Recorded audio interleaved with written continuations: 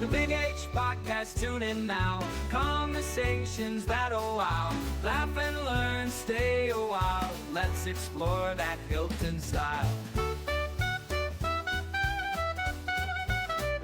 From the highs to the lows, every story just explodes. Mike's got questions on the go, diving deep from head to toe. Every week the guests align, sharing moments so divine. Stay with us, the pace is fine.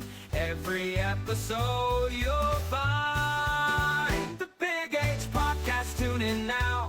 Conversations that'll wow. Laugh and learn, stay a while. Let's explore that Hilton style.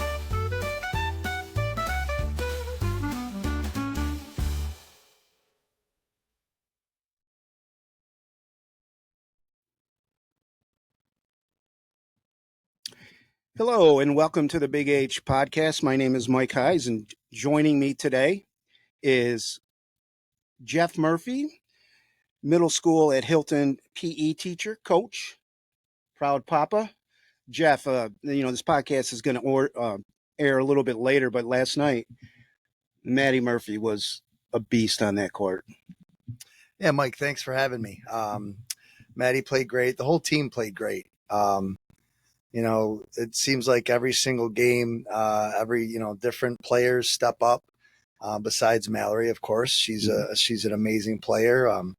But then the supporting cast has been amazing all year. It's different girls in different games, and Maddie played great defense last night along with the whole team, and she had some big steals, and she didn't have any turnovers, and she really contributed very well to a great win versus a very good Penfield team. So a great team win, and your daughter's just an amazing player, and it makes every single player on that team that much better. So it's been a joy watching them play, this year and last year and during their little run there. So It's a lot of fun to watch. Well, thank you for those nice words you said about Mallory.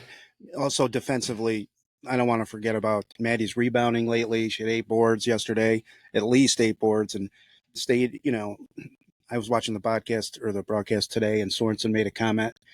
She only had 1 foul, I think, and it was, into the fourth quarter, and she was in their grill all the time, and just those lack of turnovers, and did her father proud. Yeah, it was definitely a great game and an enjoyable moment for me as a parent. But Maddie does a lot of little things for that team. She's usually guarding their best player. So that means she's been asked to rebound a little bit more this year, and her and Mal and everyone else has done a real good job of rebounding overall, because they are a little bit undersized compared to some of the teams that they play. So Maddie's really done a nice job of filling that void. And, Mallory, it seems like she gets like 10 rebounds a game, and Ella Simonelli does a nice job, and everyone else does a nice job of boxing out. And it's just great to see them continuing to, have different people step up in different games, and that's why they're undefeated. So it's a great job by the girls and a great job by Coach Heiss. You speak like a coach. And later on in the podcast, we're going to get into your other 2 children too. Great. You have some multi-talented kids there, Jabberin. Oh, thank you, Mike. Thanks. So today we have our day off. What'd you do on your day off? Did you just sleep in? What'd you do? Oh, boy. There's no thing as sleeping in anymore. I caved and bought a dog. So when my kids don't wake me up, my dog does, because she has to go out so early. So no, I did not sleep in, but I got a lot done around the house. Did some laundry. Don't tell Cole, but I bought his birthday gift today. His birthday is tomorrow, Thursday, January 30th. Nice. So he'll be excited about that gift. And then I did some grocery shopping. So not very eventful on my day off, but I can't complain because it was still productive with shopping and laundry and all the good stuff. So So you said you caved in and bought a dog. What breed and what's the name of the dog? the dog's name is Chubbs. I kind of took a little heat for that because the dog is a girl. Mhm. And we, as a family, my kids and I have been bugging me for 5 years about getting a dog. And I said, no, no, no for so long. And I caved and bought a dog. But she's been great. Her name is Chubbs. She's an American Bulldog. She's a little over a year. Still have to crate her because she's crazy, but she has been wonderful to our family and really brings us together. So we enjoy Chubbs' company, and Lucy loves me sending, her Chubbs pictures, and because she misses her when she's at school right now. So, a good purchase. Sometimes I think to myself, what in the world? Because I'm never home. But I caved for my kids once again. It's all right. It's a good cave, and it's another member of the family. It is. When I first crossed your path, it's when you took over varsity baseball coach at Hilton, and actually when you were coaching JV, and I always liked going to your games, watching how you coached, your strategy, calling pitches, your maneuvers. What year did you end up taking over varsity? 2005 took over for Coach Me, who was really, he was amazing. He, taught me so much about the game, about discipline, about practice plans, about demonstrating, techniques. He was just a great mentor for me in many ways. Well, during my varsity career, I played for your father, who was a pretty good coach and mentor to me my sophomore and junior year. So he was the coach prior to Coach Me. I'm sure you were a baseball family growing up. I know you had bros and stuff like that. What are some things that you learned watching your dad coach, maybe playing catch in the backyard, hitting the balls off of him? I just learned, about the fundamentals, just doing the little things, like simply catching the ball and backing up bases, and just so many things about the game of baseball that get overlooked. But I remember going to, those varsity games, watching my dad coach, and unfortunately I would have to get the foul balls in the woods because they're in the high school, Right. the old varsity softball field there.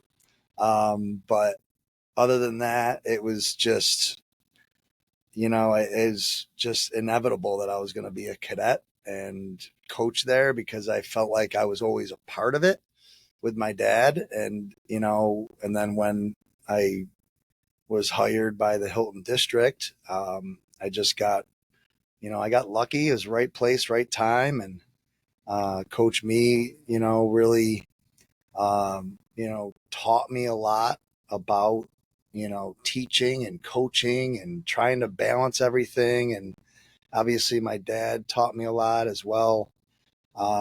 Because, when you're coaching, they're long days. And, some people appreciate it, some don't. It's hard, but it's also so rewarding as a coach to see, kids come together and improve and laugh. And, it's just a great opportunity. And I was lucky to be in, this Hilton school district, and was hired in the year 2000. So, my father has always been just a great role model for me, and I'm lucky. So you were hired by the district in 2000. Did you start coaching right then in any capacity? Yes, I was coaching. Oh boy, I was coaching, Mod A basketball, I believe, to start. Mod B baseball.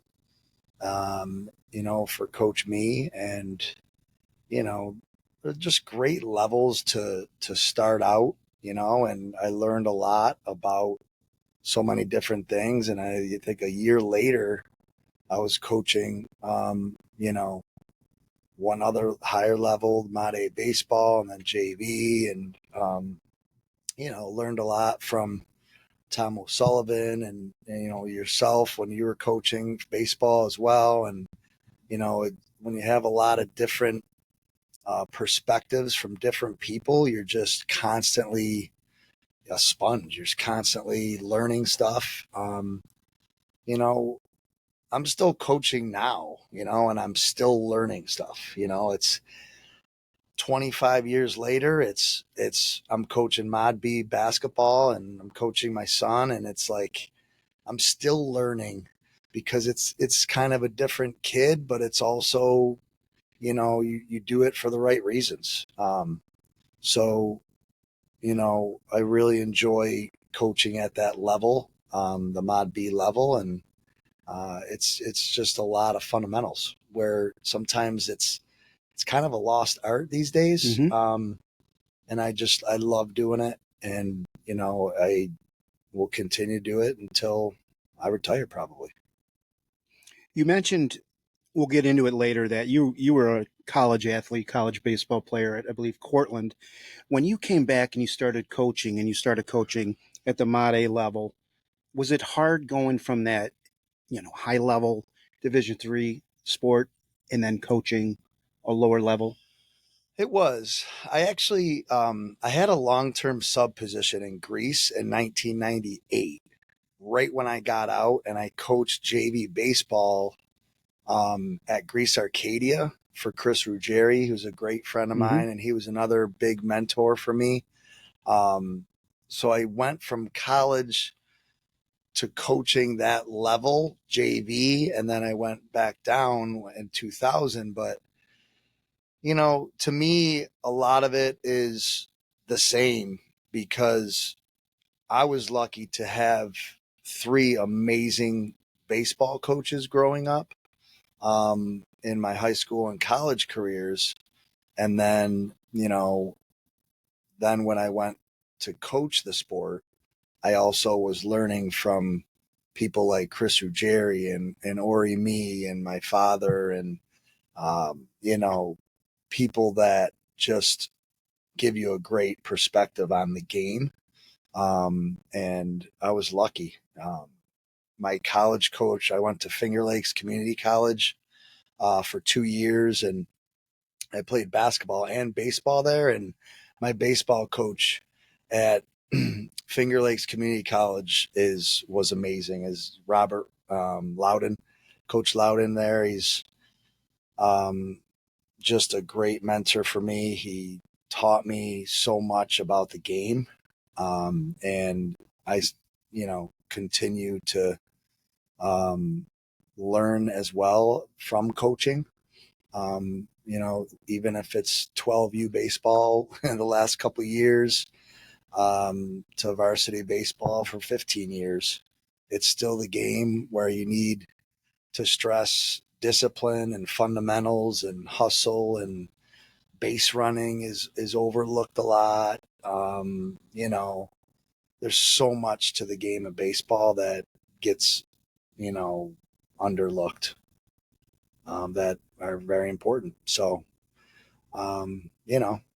my college coach at Cortland, Steve Owens, who is now, ironically, Preston Prince's coach at Rutgers.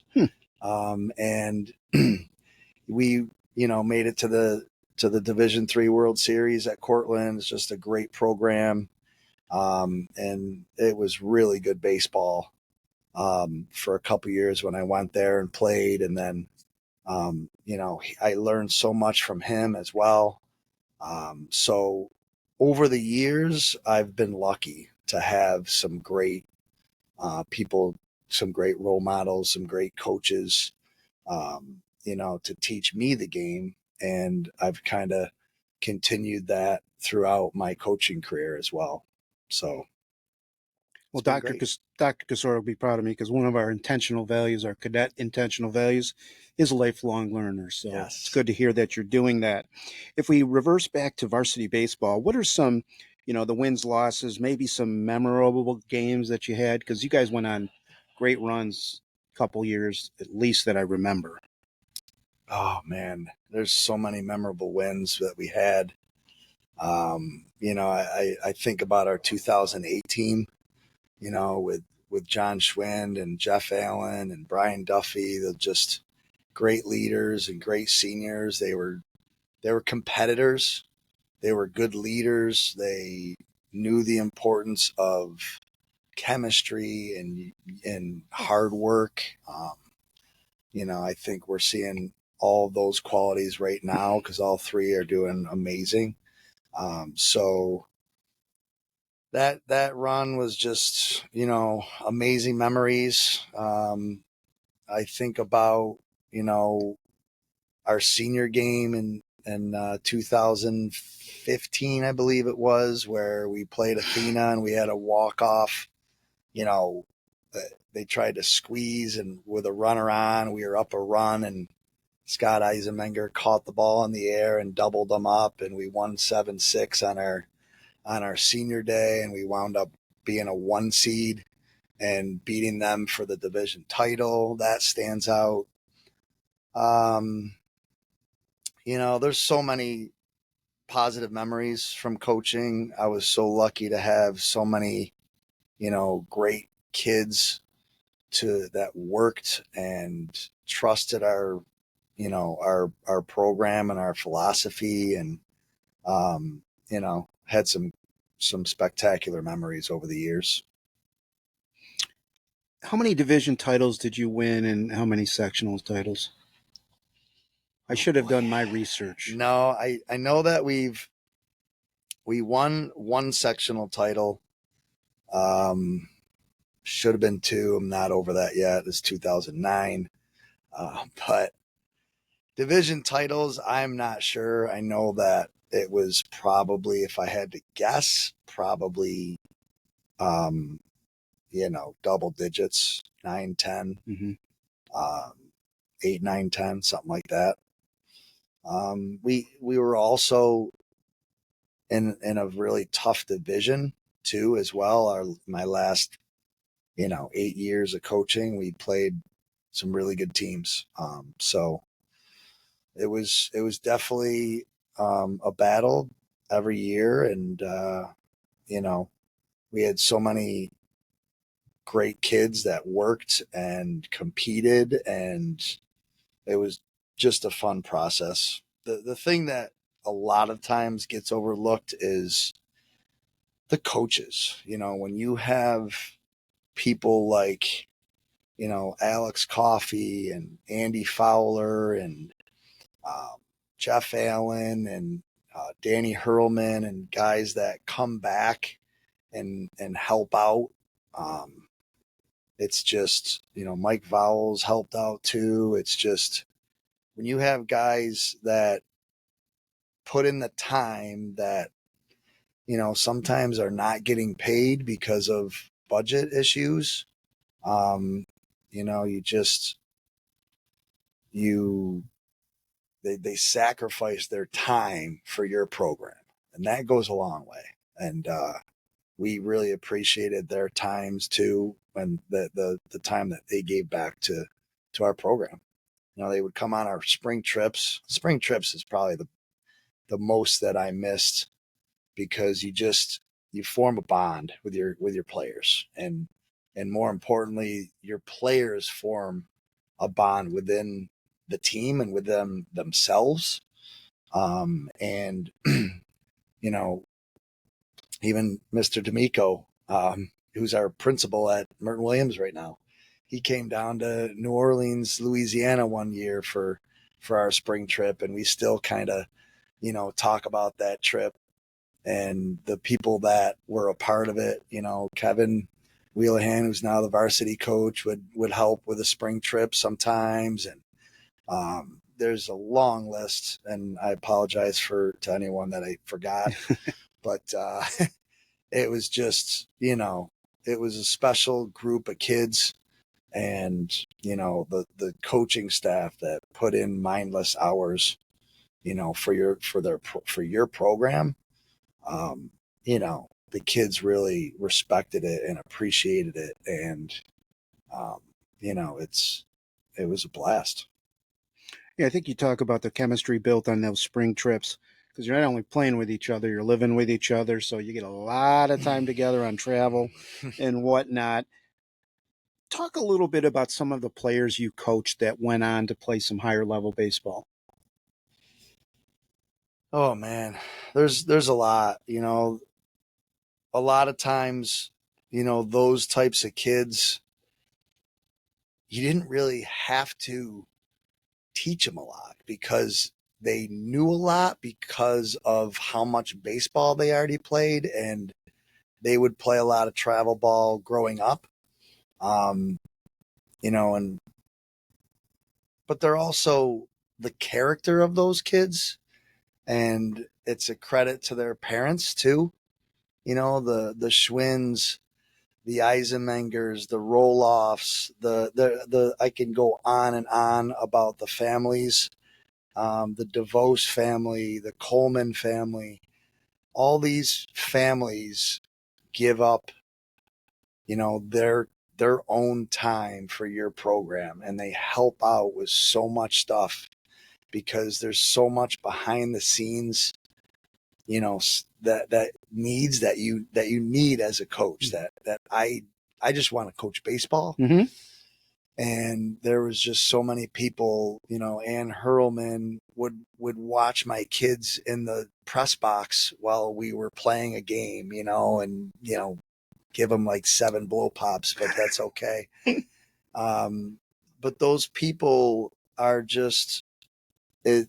It's just we're so grateful to have people that um, we're so committed to the program and committed to our trips and just helpful, whether it be a fundraiser, whether it be, you know, helping with, concessions, or helping with food down south. You know, People like that we're so grateful to have around. And it made the experience for the kids that much better. Um, we would go everywhere. We would go to Disney, to Baton Rouge, Louisiana. We would go to, Blythewood, South Carolina. We went to Memphis, Tennessee one year. I mean, we just created memories that our kids would never forget. Mm-hmm. And that's what it's all about. And winning, but I'm just kidding. We'll get to that. Yeah, making memories is true. When you took over the baseball program, I remember your first program shirt, and it had PWI was on the sleeve, I believe. Explain what that acronym was, where it came from. That acronym means play with intensity. Baseball is hard. It's a hard sport because there's a lot of standstill. It's not like a basketball, soccer, where you need to continually sprint and play hard. So playing with intensity was not just, playing hard and hustling. It was kind of always having that focus of what's the situation? Where am I going with the ball if it's hit to me? Being proactive and ready for a ball in the dirt, and taking that extra base, and being aggressive, and just in the now, and just always being alert, and playing the game the right way. I mean, that's how I was taught. Coach me and Coach Owens and Coach Loudon and my father. And, like I said, I was lucky to be taught that, and to just kind of have something where the kids can kind of feed off of, was, the whole goal. And, kids bought in. They really did. And I was lucky to have kids buying into that. Um, I'm still preaching it now, coaching basketball. to seventh and eighth graders. You never lose it. So, I remember. Go ahead. No, I just, it's, whether it's a varsity baseball for 15 years or, coaching Mod B basketball, just, it's not asking a lot. Just play hard. That's all it is. I've always been brought up as, you're kind of disrespecting the game that you're playing if you're not playing it hard. So just to try to, reiterate that and instill that into kids' mentalities was, it was our goal, and they really did a great job of that. I also think when you have kids play with intensity, then they study with intensity, they treat their parents with intensity, so it does translate into other portions of their lives. Most definitely. It's funny that you mentioned about playing with intensity. I ran into Pat Mead probably 20 years ago, I think, when you were coaching, and she said she got caught in the teacher's lounge, and some new teacher made a crack at her about, why do people find baseball so interesting? It's so boring. And Pat's response was, it's a thinking man's game. Perfect response in about 5 words. That's a great response. And it is. It's definitely a mental game, and you need to be confident. You need to to overcome adversity, really a lot. So talk about a quality for kids to learn too through sports, and baseball is a great way to learn that. So it's a great quote from Pat. She knows best. The great John Wooden of UCLA said, sports doesn't build character, it reveals it. That's for sure.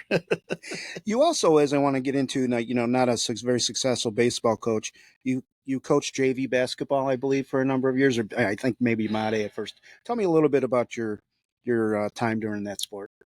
It was a lot of fun. It was pre-kids, so so I had a little bit more time. It's exhausting because you're playing weeknight games at Victor and at Fairport on a Tuesday night.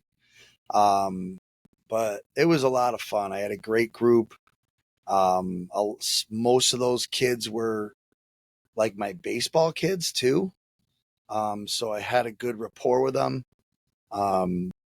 Coach Prince was great. He was very influential in in that position for me. It's Will Prince, right? No, it's Troy Prince. I was coaching with him for a couple years. He doesn't know baseball. Sorry, Troy. Go ahead. And and then I think Jeff Ickes filled in for 1 year maybe, where I was coaching with him JV basketball, and he was doing boys for a year before he went to the girls program. And then Coach Me was coaching, varsity, and he was just amazing. And I learned a lot from him, and a lot of great drills and a lot of great practices. And he was just amazing at like productive practices. So, it was a fun time. It wasn't very long. But this was pre-kids, and then, snap of a finger, kids are here, and this is way too much. So I kind of gave up basketball for a little bit because I was still coaching baseball, and it was still a lot. But talk a little bit about coaching those two higher level sports at the same time. You had varsity baseball and then JV basketball or baseball or JV basketball, excuse me. Well, this is during the time where the demand of each sport was slowly increasing more and more in the off seasons. Old school, when we played, it was, kind of, all right, baseball season's up. Let's go. Let's roll. Mm-hmm. Basketball season's here. Let's roll. And, we turned out fine. Around 2005, when I started coaching, and it started, the off season started to become very popular, which was obviously, beneficial for kids to improve and get better for your programs. But the demand was increasing more and more and more. And to coach those two sports, I mean, you're talking, November to June, where you're locked in on, um, practices and games. And I mean, there's times where I would do open gyms on Thursday nights for baseball, and I would get to school at 7 and I would literally get home, at 10:30 because I was doing, teaching JV baseball or JV basketball practice, then an open gym, and then helping coach me, um, you know, for open gyms, and I'd get home at 10:30. Those are long days. Those are pre-kids. But it was beneficial for your kids and beneficial. I mean, I was young then, so I was able to do it. Mm-hmm. I wouldn't be able to do it now. Mm-hmm. Maybe. You got a dog to Right. I got a dog, Chubbs, to feed. But I mean, it's fun. Like I love coaching. I love coaching basketball. I love I still attend a lot of the, JV and varsity games for basketball. It's just, I'm a huge fan of the sport. I'm a huge fan of, watching kids get better and learn. And, you know, it's been a fun ride, a really fun ride. I'm going to ask you a little bit about your modified basketball, 7-0 right now. I recall when you took over varsity baseball, and I said, Jeff, would you come over and just, model these drills for the kids? And you came over and you said, I never want people standing around. I want stations, and I just want, continual motion for an hour and a half. And you were able to show throwing, able to show ground balls, show hitting off a tee. You not only, played with intensity, but you also coached with intensity. And I can see those 10:30 nights that you get home because you did it right. Yeah. Well, thank you for that. You're welcome. It's sometimes it's hard to teach kids that nowadays. But I feel like, if they watch you and your passion for the game, I think it's contagious. You know, I think the productive, stations and demonstrating drills goes a long way because, I think fundamentals are often overlooked in each sport, whether it be passing, dribbling, and shooting in basketball, or throwing, hitting, and catching in baseball. Those skills need to be repetitive. They need to be done the right way. And I know sometimes kids might, get sick of hearing it, but, um, right now we have some kids on the Mod B basketball team that Yeah, go into that a little bit about. they're great kids. We got a great group. Actually, both Mod B teams are undefeated. Both teams are doing an excellent job. Um, my big thing is defense. I think our kids play really good half court defense because we do a defensive drill every single day in practice. I know, Coach Prince does the same thing. Coach Esposito does the same thing. And it's preached a lot. If you can't defend, you're not going to play. Mm-hmm. And we have a great group of kids that have bought into that. They're great listeners. Great kids that come from excellent families that are supportive. Some of them I already know from, coaching the youth select team for the last 5, 6 years. Jay Nacella has done a great job of coaching those teams, and I can help out when I was able. When I wasn't, I was coaching Maddie for a few years on Mod A, and Mod B, for Dave's program. So, he's really done a nice job of teaching them the fundamentals. And, we got a good group of kids that, are coachable, that work hard, that, like you mentioned, they do a good job in the classroom as well, which is pretty relative. And, great families that support it. So we're having a great, fun year so far. So So your son's Cole's on that team. And then you also mentioned that you did some coaching with Maddie and I don't know if you coached Lucy at all. Talk a little bit about what it's like being a father coaching a child, your own child. I love it. I don't know if my kids love it, to be honest.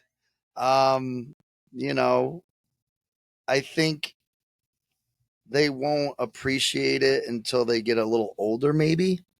Um, it's not easy. I'm a little bit more hard on, my kids, but in a good way. Like, but it's hard. But that's two things that I love. I love coaching and I love my kids. So, what can be better than that? So next time at the girls' game, you could kind of bring Cole over and just ask him, Cole, your dad doing a good job or not? I don't want to hear his answer. Now, did your dad, Dan, coach you at all when you were growing up? I think about that all the time, actually. And no, he didn't, because he was busy coaching, varsity baseball. And he just let, it was a different town too. We grew up in Greece. We went to Greece Athena. My dad taught in Hilton, so he was very busy. There was 6 of us, Brady Bunch family, and he was, very busy working and making money, and my mother, was the stay at home mom that was amazing, and stuff like that. So it was like he tried to get it to as many games as possible. I know basketball games, he was at a lot of the games. So, he trusted a lot of the people. That not that I don't trust a lot of the people that coach. I mean, they still have a ton of different coaches, and I think it's important that they have other coaches, because there's so many different coaches that have different strategies and that have different personalities. And I think it's important that they learn from different coaches as well. But it's been amazing coaching them, because it's two things that I just love doing, is coaching and doing it with my kids. So You alluded to your mother, and you lost her early in life to breast cancer. Talk a little bit about her influence on you as a person. oh geez, you're gonna get me choked up here. That's what the No. podcast is meant for. No, I appreciate you asking it. First of all, what was her name? Her name was Michelle Murphy. Okay. She passed away of breast cancer, and this was 1988, where the research and the technology just wasn't where it is today. So unfortunately, she passed when I was 12, approximately 12, 13. And she was just an inspiration. She was that type of mom that just did everything, cooked, cleaned. I mean, there was 6 of us, and we were always, bickering and going all over the place. And she just always found a way to keep everything, comfortable, relaxed. And she just was an amazing parent, that, that I think about every day. Losing a parent like that so young, did it harden you? Like, I had to deal with this at 12 years old. I can deal with other things as I age. Yeah, as you age, at the time, you have no idea the impact it has. You seem, invincible anyways at age 12 and Mm-hmm. 13. And then as you get older and you become a parent, you learn, so many different skills and qualities and responsibilities that you can't even imagine of, thinking when you're younger. And I always now think about, you know, how my mom would do it, how my dad would do it. And it's not easy. But I feel like she has kind of set the tone for that as a parent. Um, and this, and that was, 40 years ago. Mm-hmm. Now, it's different, but it's also, she's taught me a lot without actually teaching me anything, if Mm-hmm. you know what I mean. Like, just by her presence and her doing so much for all of us kids, has taught me to be a good parent. At least I think I am. Well, yeah, and I think she is with you, even though she's not with you. And I got to credit your dad. Every time I see Dan he Yeah. does go to baseball games, and I think you have, is Jackson Oliveria related to you? Yes, Okay. he's a nephew. And every time I see him, he always asks me about me and how my brothers and sisters. It's just very nice. And I know, like, a guy like you, like him, attracted a woman like that. You know what I Yeah. mean? So it's like, you got to come from good genes, is what I'm saying. Yeah. Well, thanks, Mike. My dad, I think about that too, when my dad, you know, raised all six of us, and when my mom passed, and I think about, sometimes when I'm doing it with three kids, you know, my dad did it with six kids, Right. double the amount. And my grandma, my nan, Shirley Murphy, she was amazing too. She lived right next door, which was very helpful. So she really taught me a lot too as a parent, and what she would do. And it's people like that that really, set the tone for you as a parent, and um, you know, motivate you to try to be a good parent. Mm-hmm. So, like you said, I credit my dad a lot for that. And all those people that have gone before you are proud of what you've done and are doing. Yeah, yeah, for sure. What made you come to your decision to drop varsity baseball? Kid? My kids. You're right. Yeah, I mean, it became, a year round thing. And I was missing, my kids started to get older, and I only had a certain time frame with my kids. And during that time, I was missing it. And then I kind of looked at the future, and I'm like, my two daughters can play varsity softball with each other for 3 years, maybe 4 years. And I would miss it. No way, So, it got to be a lot. It was a year round thing. It was kind of expected to go on a spring trip every year, and which I love doing. I miss that a ton, but there's nothing better than, watching your own kids on the same team. And it's only going to happen for so long. Lucy's now in college, so they're no longer, on the same team. So I'm going to miss that this year, but at the same time, I was missing a lot of their stuff, and I didn't want to miss it anymore. And I knew, the time and effort it took into coaching for years. So it was definitely hard.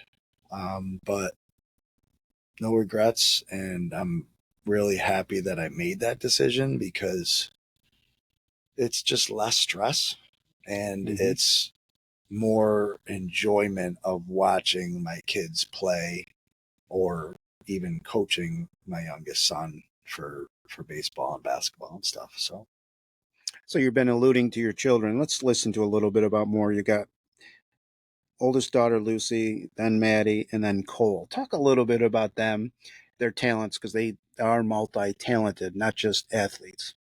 Oh, thank you for that. That's nice. Um,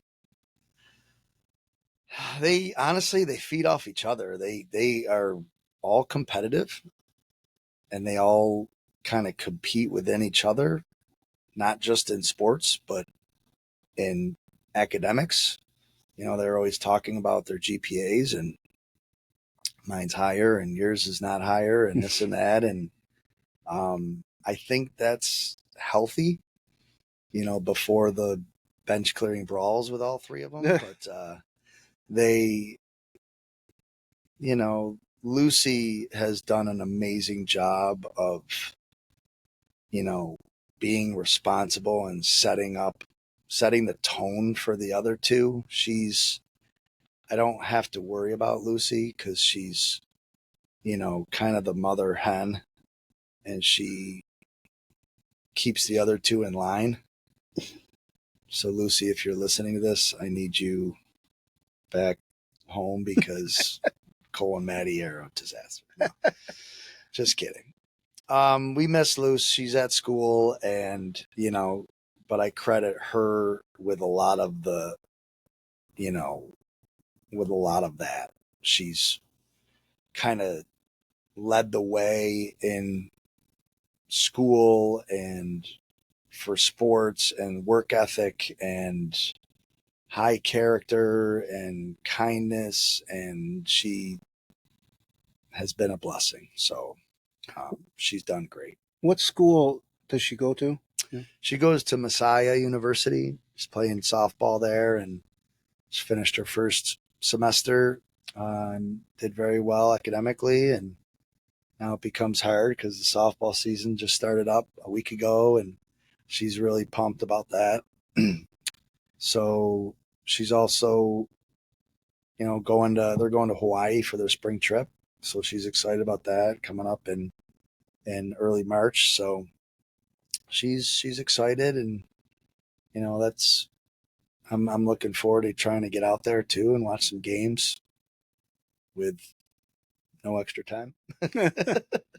In high school, what things did she participate in? Sports?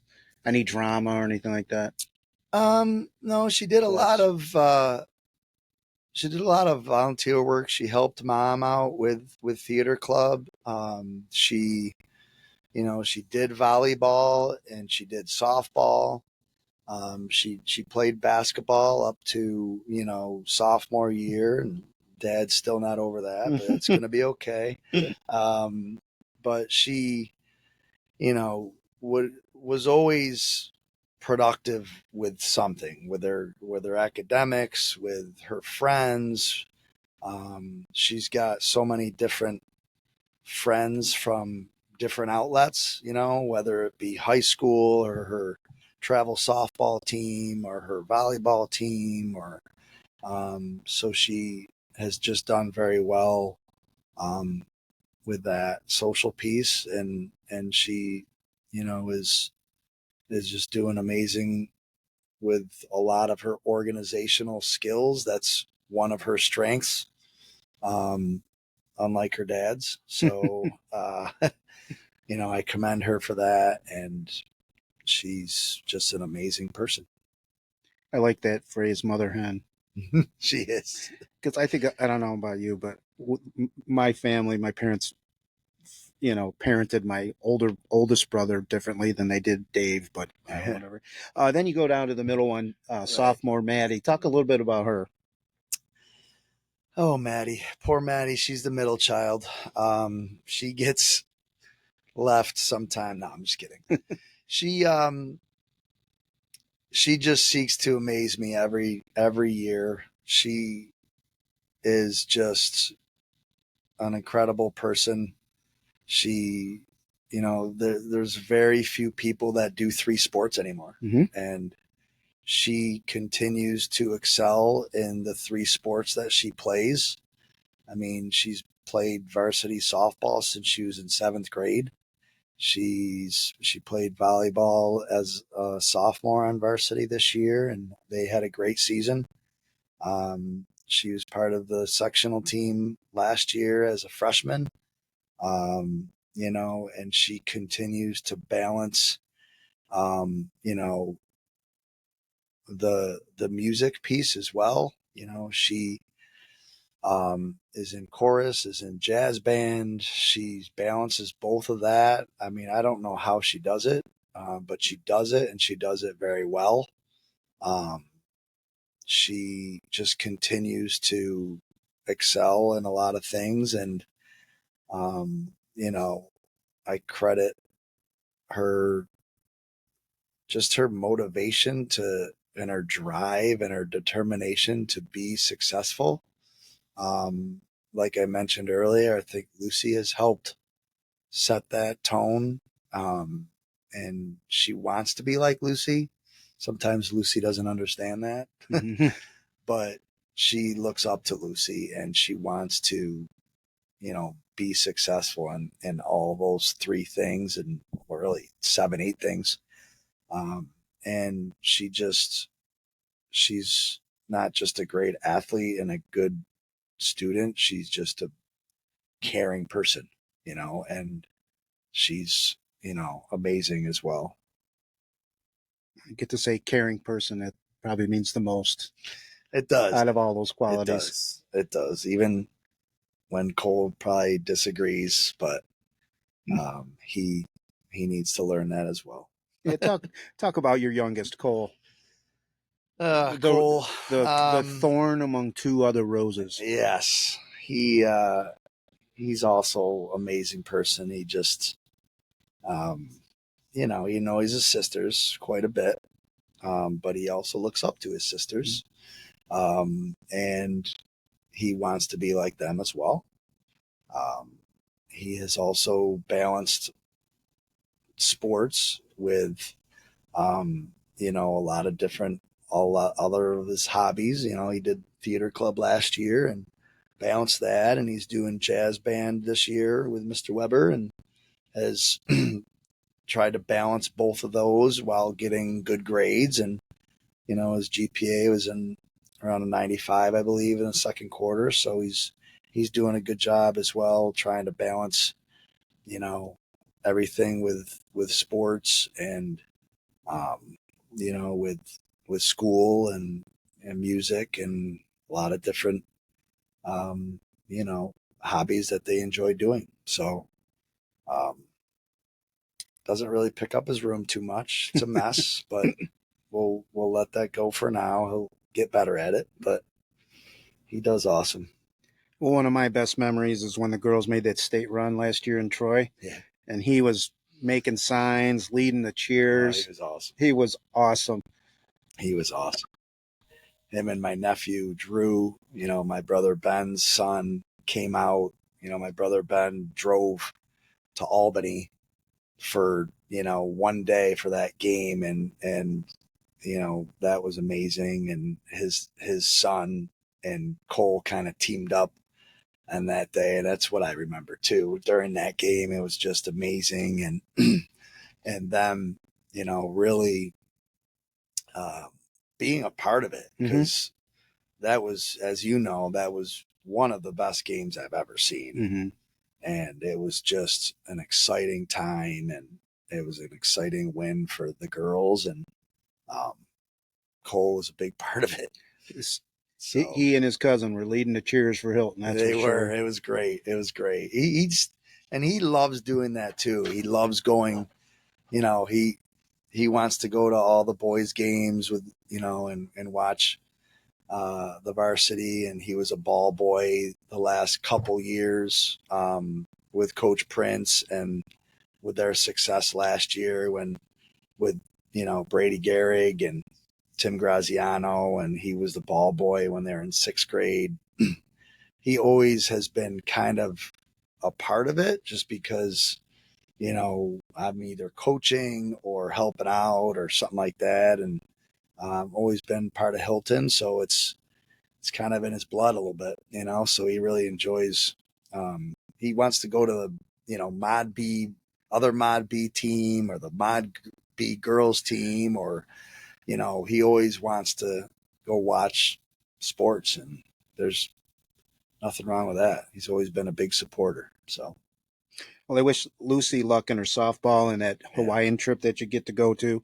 Maddie, future in the basketball. We got some time left on that. And then, of course, her softball career. And then I think you said volleyball as well. Yes. And then Cole, of course. And, if we make a big run there at the end, I want him there. Oh, Now, yeah. I want to go back to your college career. I forgot that you played 2 sports at FLCC. Yeah. Talk to me the time commitment and what it was like juggling both of those. It was hard. This was what, 28 years ago, something like that, probably even more than that. We don't even have to mention that, but I don't think it's even possible to do now at a 4-year school, because of the demand of both academics, the demand with that and with both sports. I really would suggest more kids going to a 2-year school, Mm-hmm. financially, to save money and for that opportunity to maybe play 2 sports. Because I've had some amazing, relationships that I've developed over the years through my basketball teammates and my baseball teammates in college. We still talk to this day. So, the more the merrier. And it's just, it was definitely hard at the time, but, 2-year schools are not as high of a demand in the academic piece of it. So I was able to do it. I had 2 amazing coaches that were also very supportive, so that helped. But honestly, it taught me discipline. It taught me so much about life that I never even thought about it when I was 18, 19 years old. It taught about balance. And my kids do that now so well. They balance everything. So it's kind of, what I teach them. But, I've had some great coaches that taught me so much through the balance of both, and they were flexible, with the academic piece, and also helped me as well. So it was great. It was a ton of fun. We had some success with both teams too, as well, at Finger Lakes. 2 great coaches, 2 great programs, a lot of great teammates. I only did it 1 year, because my freshman year, I didn't think I was good enough to play basketball there. But then, just playing a lot of pickup and, getting to know the coach and the kids that were playing, we would play all the time. And, it became comfortable for me. So I played my sophomore year, and I wouldn't regret it at all. It was just a great opportunity to do both, because it's tough to do. Were you already majoring in PE at that point? When I first got to school, I had no idea what I wanted to do. I was 17, really. And I decided at the end of my freshman year to get into PE. I wanted to do something with sports. My coach, my baseball coach at Finger Lakes, Coach Loudon, got me into that field because he was such a good coach and a good mentor in that field. And it seemed like the perfect fit. So I know Cortland had a really good PE program as well and a really good baseball team. And I was lucky to get recruited there because they were one of the top in the nation. And they, year in and year out, it's just a great program. And I got lucky and, you know, went there and it was amazing. What position did you play in the field in baseball? I played second base at Cortland. I played shortstop at Finger Lakes. I played both at Finger Lakes, shortstop and second. Two positions that kind of go hand in hand, and um, I love it. I wish I could still play, actually. You play any pickup softball or anything like that, or No, softball? those days are over. Mhm. I played, I played adult baseball for years, probably up until I was like 40. Um, Tried the softball thing. It's just not the same. No. It's fun to do with friends, and I know myself and Wheels and Todd Scatia and Phil DiAugustino. We had a team for a while when we were coaching baseball. This is, then we all decided to have kids, and it just you have less time. Sure do. We we stopped playing, but it was a lot of fun. Good memories. So those years at FLCC in Cortland, I know you had a really good success. Any individual accolades you got, all league or anything like that? Finger Lakes, I made all league my second year there. First team all league my second year. So that was a lot of fun. Mm-hmm. We just had great teams. We went to, we would beat a lot of the bigger JUCO schools like MCC and Onondaga, and we went on to the to the Junior College World Series when I was there, and that was a ton of fun as well. But we lost in the semis. But it was just a great experience. Sports has an amazing way of just developing just great relationships with people over the years. I have friends that I still talk to from Finger Lakes. Tim Graziano was one of them. His kids and my kids kind of grew up because of that. Then I have Cortland friends that were my teammates on the baseball team. They live in Fairport. We're not going to hold that against them, but they've had a ton of success with their kids. And it's just been great to have positive relationships, a lot of friends from your sports teams that you played 40 years ago. My high school basketball team, we have a group text and we text every day, and it's like 12 of us. And it's just, the majority of those kids were kids on my high school basketball team, and we still are tight as ever now, 40 years later. So it's been great.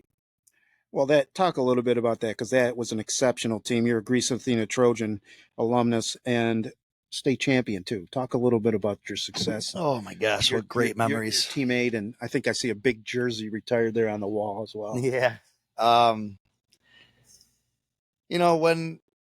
When I'm coaching now, like, I feel like the biggest thing that gets overlooked is just chemistry.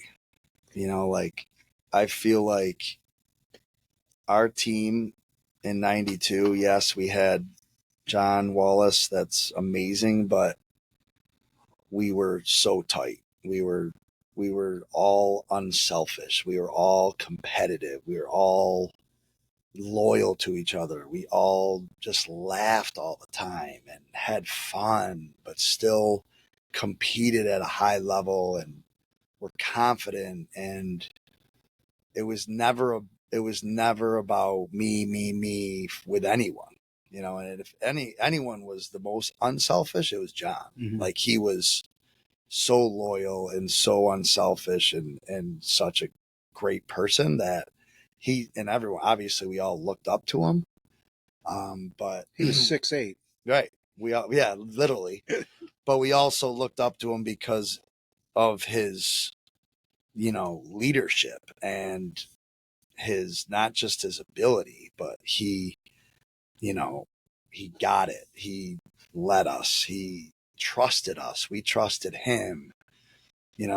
He's one of the funniest dudes I've ever met. Mhm. Like, we still, The group text, 12 of the you? group text every day. Sometimes it's too much for me. I'll be honest. They have 70 texts by 11 a.m. I'm not even on a third set yet. So, but just a great group of guys that we continue to laugh with and enjoy each other's company with. And whether it's with our families, with our kids, or it's just for a 50-year-old reunion. Did I just say that? Yeah, we're 50. So, but John is, he has set that tone for all of us, like, he's so loyal. And, like a year ago, he got us Syracuse tickets for Cole's birthday for like 6 kids and him. And he did it without even thinking twice, like, that's the type of person he is.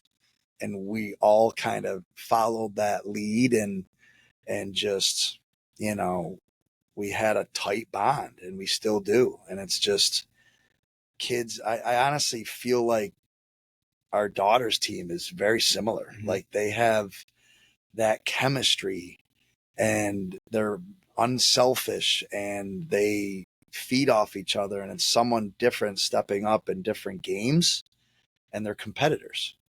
And your daughter has done an amazing job of leading them and trusting them, and they trust her. And she's just been great for Maddie, and she's been great for a lot of those other younger girls that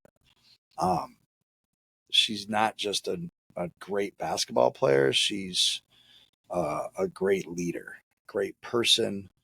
And it reminds me of our team a lot, when we were playing, because it was a lot on, leadership, trust, chemistry, unity. Some teams are different. Teams, some kids want to get their 20-10. Basketball's a tough sport. Mm-hmm. It's probably one of the most selfish sports out there, where kids just want to get theirs, and it's hard to teach kids that chemistry piece and unselfishness, where the kids need to learn. Like our team right now on Mod B is similar. Like, they play together. They play unselfishly. They play for the team to win, not for their own accolades. That state run, who did you guys beat in the sectional finals and then states? We beat Fairport in the finals, but before that, we played East in the semis, and East beat us at my junior year, and that just motivated us. They took it to us pretty good. They had, holy Darrell Barley, and they had some ridiculous players. Where our senior year, same thing coming up. We're playing them in the semis. They got some guys coming back. Oh my gosh, that was the best win. We trounced them. We beat them by like 25, and we just played amazing. We played together. We played hard. It was a great win. In the War Memorial or Blue Yeah. Cross Arena? Yeah. Both the semis and the finals were there. And then the finals, we beat Fairport, and they were, always well coached with Scott Fitch's dad there. And we wound up beating them, our senior year. And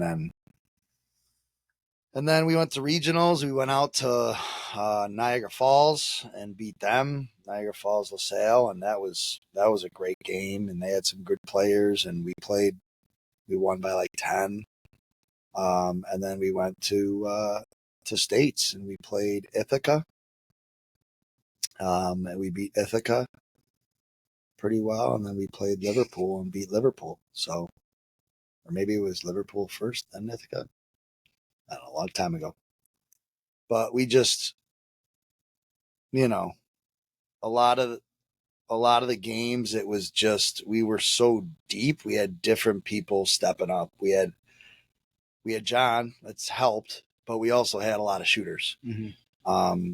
And we had, a good friend of mine, Brian Pratt, who is just so smart, and he just controlled the game, and he was our point guard, and he just never tried to do too much, but always just, did the little things, rebounded, steals, assists, defense, hit the free throws late in the game, got the ball to John, got the ball to the hot hand. And, he did an amazing job. Now he's an optometrist. Don't tell him that I can't see right now, but, no, it was a great run that, we'll never forget. So your coach there was Don Brown, and then he also coached you in baseball.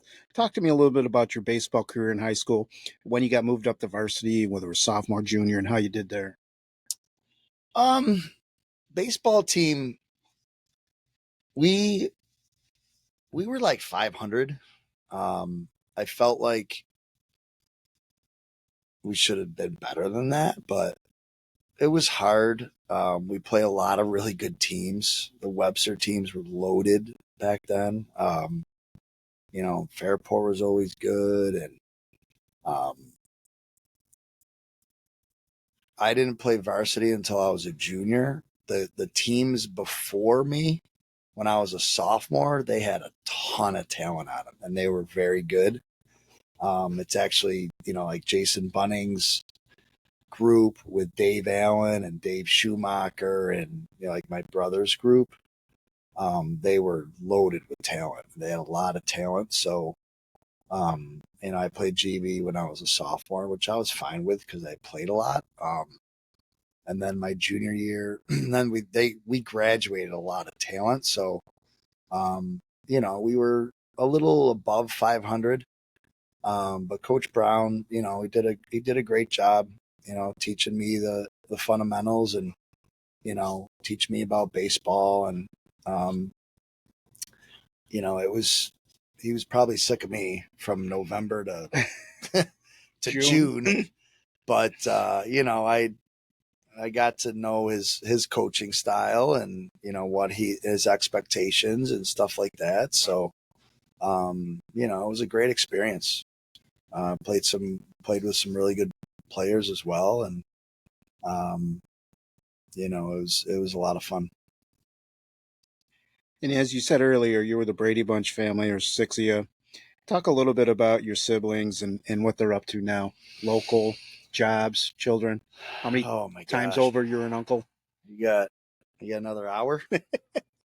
No, there's nothing better than family. Mm-hmm. It's crazy to think that all 6 of us are here in Rochester. That's rare. So, my brother Chris is living in Greece. He's got 2 older kids, 2 older sons that are doing great, Preston and Tyler. And they're now both in their 20s and 30s. My sister Autumn is, lives right in the Hilton school district, and her youngest son goes to UB, Josh. Jackson is playing for varsity basketball and varsity baseball too. So it's great that we get the chance to watch him, a little bit. And then my brother Ben lives in Churchville, and he's got he's got one son, Drew, and one daughter, Emerson. And he's doing great. You probably see him up at Green Acres a lot. So, and then Heather lives in Gates, and her boys are now older and have graduated from Gates High School and played a lot of basketball and, still play a little bit. So it's good to see them a lot. And then my sister Katie lives in Greece, like right near the mall there. And she has two daughters, Riley and Skylar. Jeez, I hope I didn't mess that up. Probably did. Yeah, you're right. I think It's tough to keep track. it's tough to keep track. You guys get together at Christmas time? We do. Yeah. We do. It's, you've seen the movie with the Griswolds and stuff. But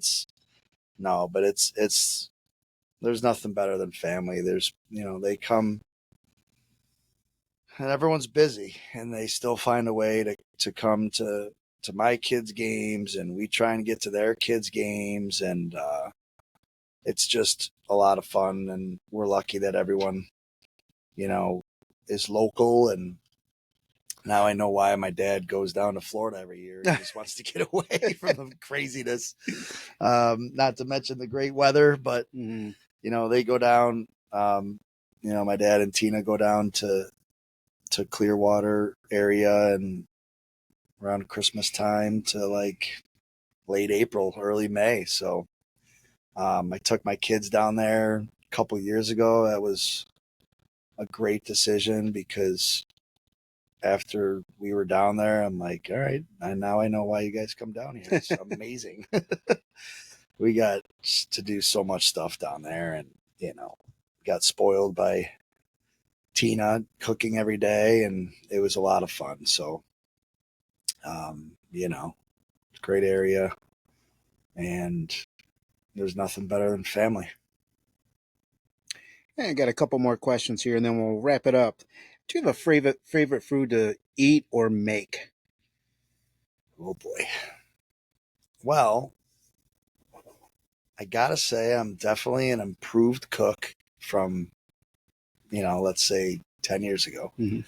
I've learned that the crock pot is my friend. I've learned that you could put anything in a crock pot. And I've also learned that my sisters are amazing because they teach me a lot of what to cook in there.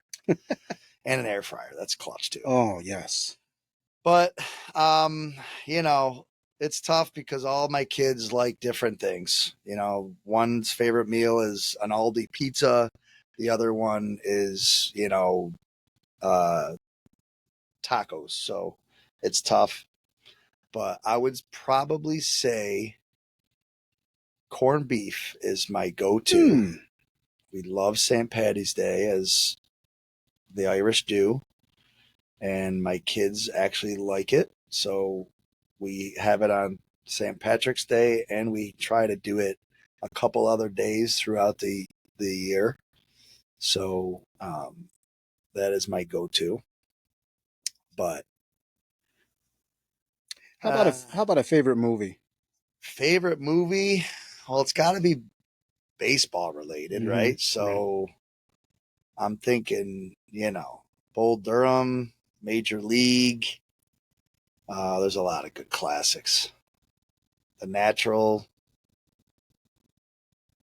for my dad. Some people think that Robert Redford looks like my dad a little bit. I could see that. Like a little bit. So it's great baseball movies. Any favorite TV show or binge show to watch? Honestly, I can't get into when I don't watch TV a lot, but when I do, it's usually sports. Okay. College basketball, NFL. During COVID, I did get into the Ozarks. That was really cool. And then Breaking Bad was very cool. I just got in. I mean, it wasn't cool. It was kind of disturbing in a way, but it was also interesting. You couldn't get your eyes off of it. I mean, it was addicting. But that was during COVID when I had time to watch TV, and everyone was kind of forced to a little bit. But you know, other than that, I just watch sports and when I do get a chance. How about a favorite quote Oh man, or a book to read? I don't know. favorite quote. Like I feel like I think it was Babe Ruth. I think it doesn't matter how much talent you have, but if you don't play together in all caps together, then you're not going to win anything. And it's so true. Like you could have all the talent in the world on your team, and if you're not tight, and we talked about it earlier, and you don't have that chemistry, it's not going to happen. Very rarely is it going to happen. It builds trust. It builds positive relationships, unselfishness. The list goes on. Couple more. Favorite thing you do to relax? Take Chubbs for a walk. That's not relaxing. Favorite thing to relax is just sitting on my couch watching a sporting event. Okay. Weren't you a UCLA fan? I thought I remember that. Still am. Good memory. Thank you. UCLA and Syracuse. Of course. Love those two colleges. I think UCLA was because, my dad used to get the DNC every morning, and I think he still does somehow. And I would always read the box scores and the sports section in the morning, and it was just the easiest to read. All caps, UCLA, and I was like 6. And from then on, I just loved watching them. So over the years, this is pretty much after they won all their national championships. But they did win another one with the O'Bannon. Yeah, they brothers, did. Right? Little Tyus Edney. That was fun to watch. Lapani, Coach Rich Lapani and I, we joke about he's a good speller. I said, well, how'd you become a good speller? I read that sports page from cover to cover. Yeah, exactly. How about a person from history you'd like to have dinner with, alive or deceased, and what would you ask? Oh, man. That's a good question. Could be family, could be historical figure. I mean, I'm a huge Byron Scott fan. Is he dead? The no, he's the Laker guy? Yeah. How did you become that? So my brother Ben and I, he was a Celtics fan. I was a Lakers fan. Okay. We used to battle over the years. I loved Magic. And I was just huge Lakers fan. And Byron Scott was kind of like a guy that I loved watching because he was just a role guy. And He was just a jump shooter, and he would always play good defense. And I kind of emulated my game after him when I was growing up, like try to become a good shooter, and I tried to become a good defender. And I just always loved watching him play because he wasn't your stereotypical Magic, Kareem, James Worthy guy. He was like, just a role guy. And I, tried to emulate his game a little bit. And I was just a huge fan. Like my basketball friends on my high school team, they used to crush me all the time about it. Like, Byron Scott, why Byron Scott? Not Scottie Pippen or Michael Jordan. I would love to have lunch with him and just pick his brain, because he coached for a while too. He coached the Pacers. He coached a couple other teams. But I would love to sit down with him. Gonna let him pick up the tab? Let's hope so, because I'm broke. Well, 3 kids will do it to you. Yeah, that's for sure. And a dog. Well, Jeff, I knew a lot about you, but I've learned a lot more about you than this podcast. Yeah. Before you leave, I got some parting gifts for you. Yes. You can either have this, or you can give it to your son Cole for his Chromebook. It is an official The Big H Podcast sticker. And then, now this is an XL, but Jeff can show off your pipes too. Yes. These are our trademark, the Big H Podcast t-shirts. So you may have that as well. Thank you very much. You're welcome. Jeff, I thank you very much for joining me on Jabberin with Jeff on the Big H Podcast. I like your ideas of discipline.